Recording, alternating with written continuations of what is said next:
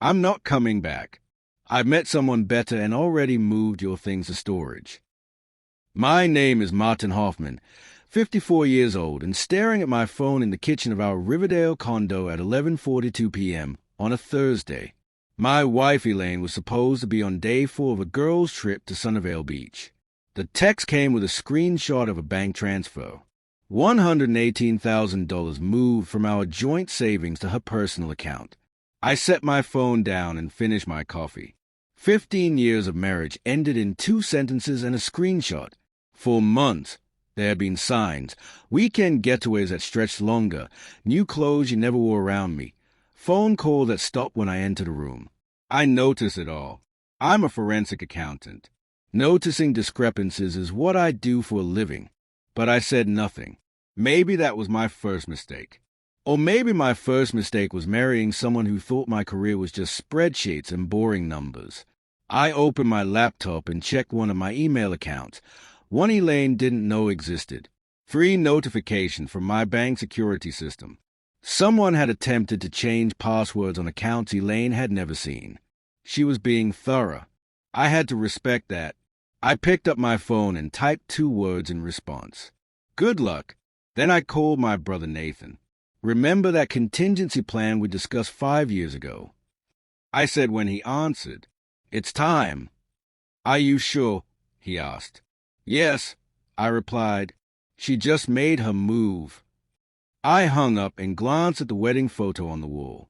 It was the only picture in the condo that still had both of us in it. I should have noticed that, too. I met Elaine Meadows at an alumni event for Lakeside University. I was 38, recently divorced from a short first marriage, and focused entirely on building my forensic accounting practice. Elaine was 34, vibrant, ambitious, and completely uninterested in what I did for a living. I don't need to understand the details, she'd say whenever I tried to explain a case. As long as you make enough for us to live well. We married after a year of dating. I helped her open her yoga studio, funding the entire venture from my savings. When she wanted a bigger house in a better neighborhood, I agreed. When she wanted luxury cars and expensive vacations, I nodded and signed the checks. My father had warned me once. We were fixing his deck, and he paused, hammer in hand. Son, I notice your wife spends a lot of your money, he said carefully. Just make sure she values what you do to earn it. I brushed him off, but the comment stuck with me. 6 years into our marriage, I began quietly restructuring my assets. Nothing illegal, just protective. I created 2 limited liability companies, established trusts, invested in crypto, and maintained offshore accounts for international clients. Elaine knew about our joint checking and savings, but nothing else. I watched as she became increasingly involved in fitness influencer circles. Her Instagram followers grew into the thousands. She started taking trips with her wellness community. First weekends, then 4 weeks. You wouldn't enjoy it, she'd say. It's all yoga talk and juice cleanses. Last Christmas, she forgot my birthday. When I mentioned it the next day, she bought me an expensive watch and said, I've just been so busy with the studio expansion. I accepted the watch, but that night I finalized the paperwork on my contingency plan. The signs were all there. I just didn't want to see the full picture. The morning after her text, I woke up early and made coffee, same as always. Habits are hard to break, even when your world has collapsed. I logged into my primary financial management system, custom-built for my practice, but adapted for personal use. With a few keystrokes, I activated a contingency protocol Nathan, and I had designed years earlier. First, I froze all joint accounts and credit cards. Then, I triggered a fraud alert on the $118,000 transfer, using my banking contact to expedite the process. I sent documentation proving financial misconduct to my attorney along with instructions to file for divorce immediately. Then I called my mother. Elaine's left me. I said simply, she took the money and moved my things out while she was supposedly on vacation. My mother was quiet for a moment. I'm sorry, Martin, she finally said, but I can't say I'm surprised. What are you going to do? What I've been preparing to do for years, I replied. Protect what's mine. An hour later, my phone lit up with Elaine's name. I declined the call. 10 more calls followed. Then a text. What the hell did you do? The money's gone and my cards don't work. I didn't respond. Instead, I drove to the storage facility listed in her text.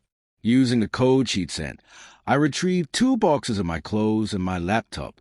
The rest of my belongings, family photos, books, mementos from my father, were nowhere to be found. That's when something hardened in me. This wasn't just about money anymore. It was about 15 years discarded without a second thought. It was about someone thinking they could erase me from my own life. I stopped at a coffee shop and opened my laptop. Using financial databases only available to licensed investigators, I pulled up everything I could find on Blake Reynolds. The fitness influencer Elaine had been tagging in photos for months. The someone better she'd mentioned. What I found confirmed my suspicions. Blake's gym business was leveraged to the hilt. 3 maxed-out business credit cards, a lease he couldn't afford, and Elaine had already co-signed on a car loan with him 2 months earlier. I closed my laptop and drove to a hotel. For the first time in years, I felt completely clear about what needed to be done. I wasn't angry anymore. I was focused. Monday morning, I walked into my office as if nothing had happened. My assistant, Monica, looked up, surprised. Martin, I thought you'd be taking time off. Elaine called here 3 times already. Did she? I said, not a question. She sounded upset, said there was a misunderstanding with your accounts and needed to reach you urgently. I nodded. If she calls again, tell her to contact my attorney. By noon, Elaine had escalated from calls to appearing in person. The receptionist buzzed my office. Your wife is here. She's quite insistent. I sighed and walked to the lobby. Elaine stood there, designer sunglasses pushed back on her head. Yoga clothes perfectly coordinated. She smiled when she saw me. The same smile she'd used for 15 years when she wanted something. Martin, there's been a huge misunderstanding with the bank, she said loud enough for everyone to hear. All our accounts are frozen. Not a misunderstanding, I said quietly. You transferred money without authorization. The bank flagged it as fraud. Her smile faltered. It was our joint account. I'm your wife. You're my soon-to-be ex-wife who emptied our savings while informing me you'd moved out and found someone new. That's textbook financial misconduct. Her voice dropped to a hiss. You cannot do this to me. I've already put deposits down on a new place. I've made commitments to Blake Reynolds. Yes, I know all about those commitments. Her face went white. You're investigating me. No, just protecting myself from fraud.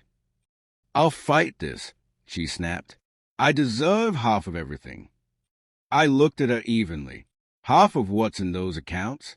Sure, but you seem to be under the impression that's all there is. She blinked, confused. What are you talking about? You'll find out in discovery, I said, then turned and walked back to my office.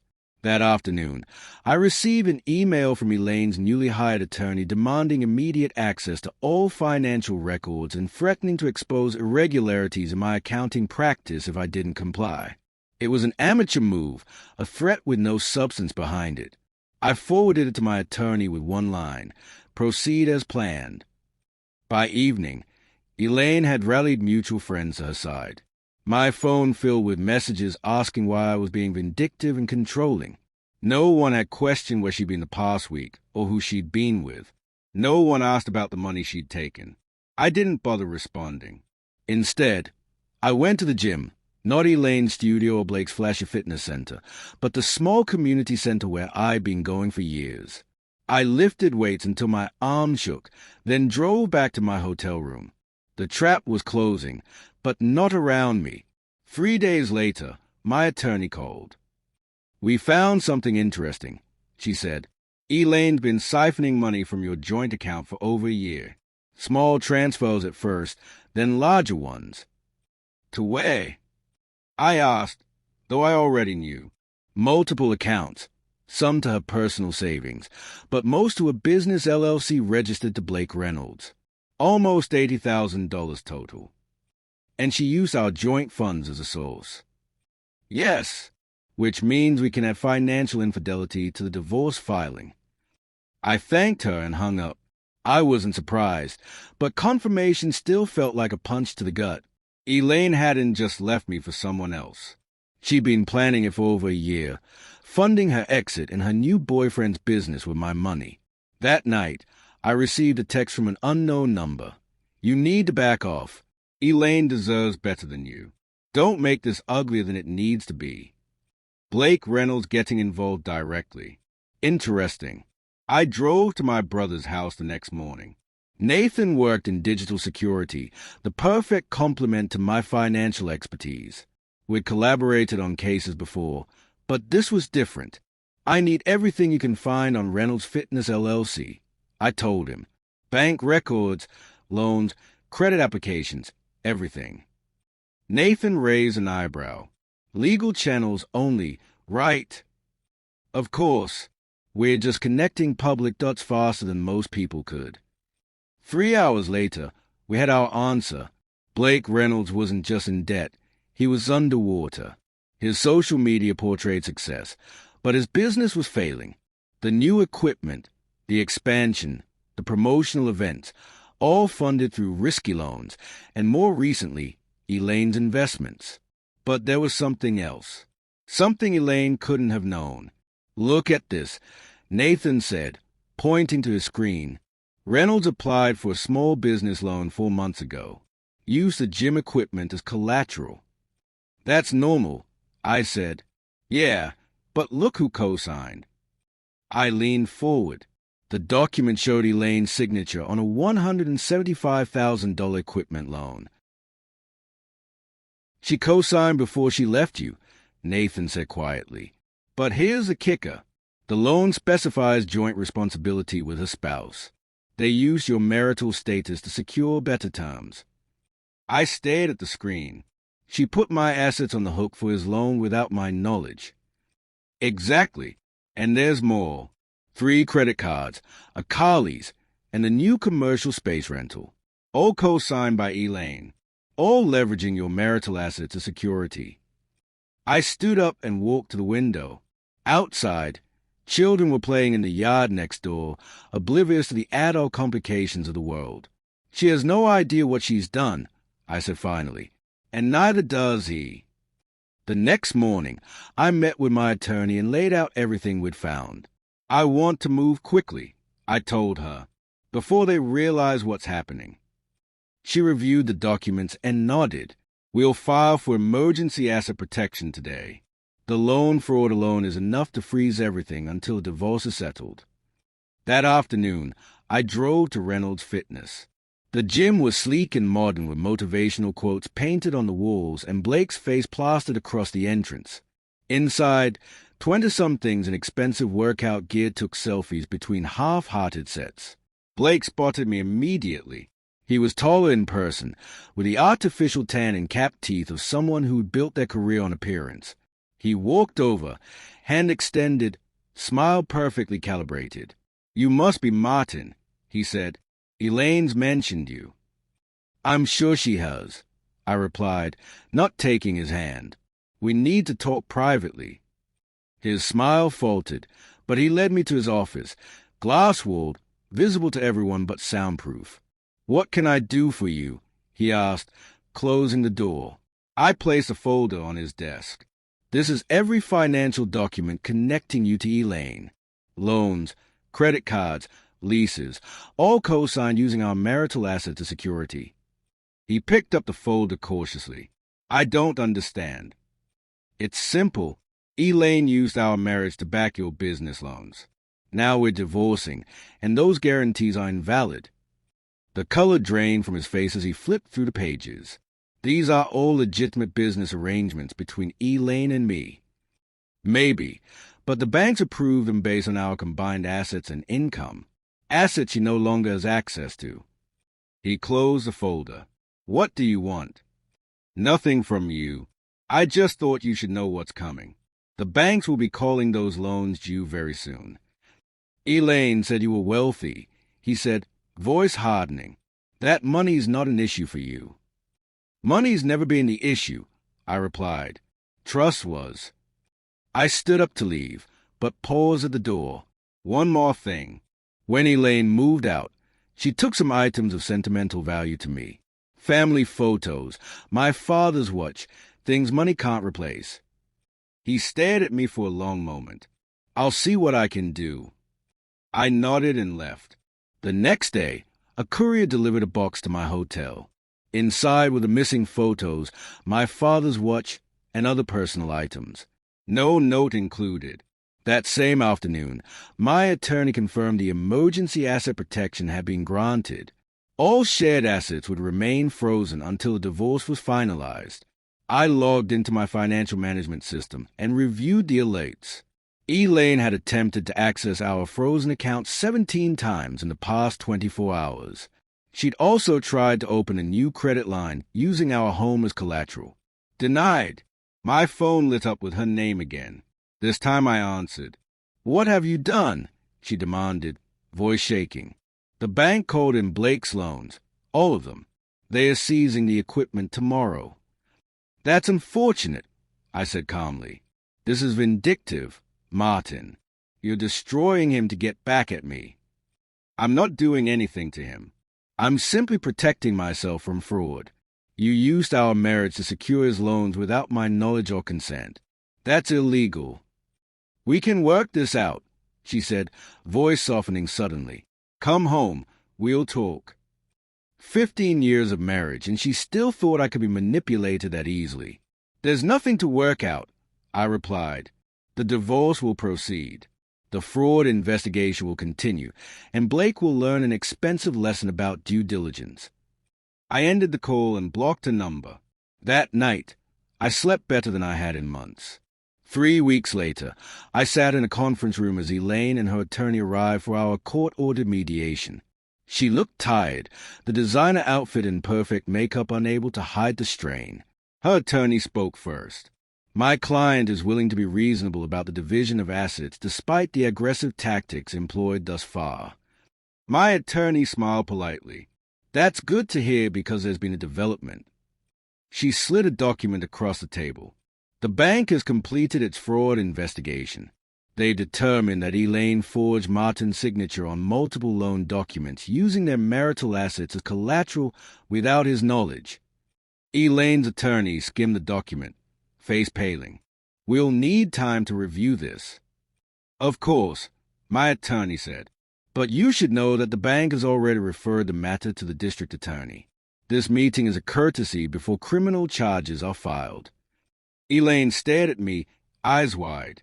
Criminal charges? Martin? You can't be serious. I met her gaze steadily. I didn't file the charges. The bank did. That's what happens when you commit loan fraud. Her attorney whispered something in her ear. She shook her head vehemently.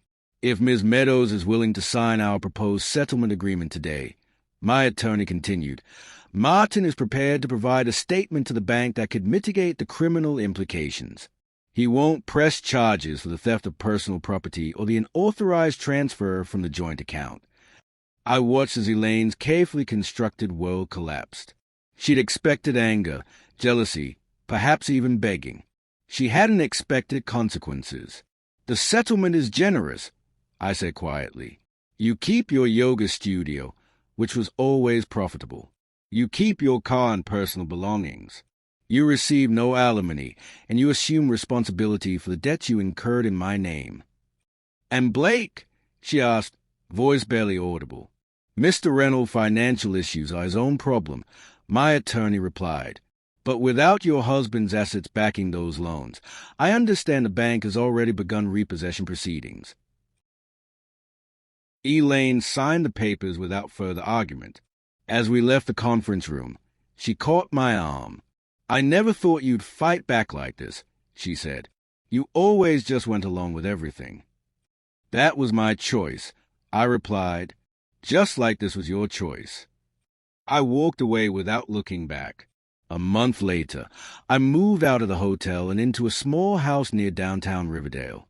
Nothing fancy, just a craftsman with good bones that needed some work, the kind of project that would keep my hands busy and my mind occupied during the evenings. I heard through mutual friends that Elaine had moved to Oregon to start over. Her Instagram showed mountain views and inspirational quotes about new beginnings.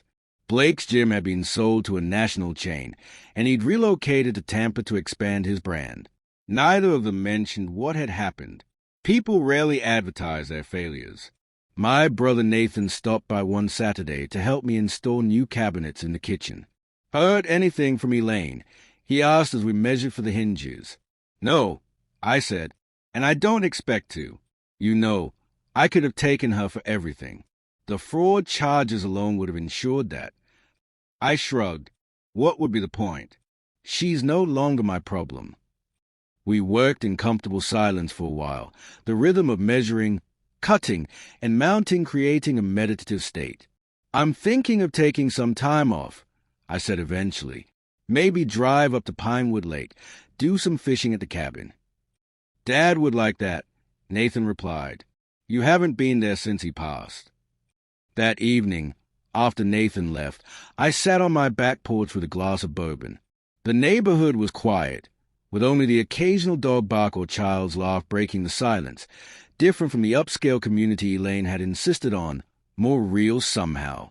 I thought about the last 15 years, how I'd allowed someone else to define my life, my worth, how I'd noticed the signs but chosen to ignore them.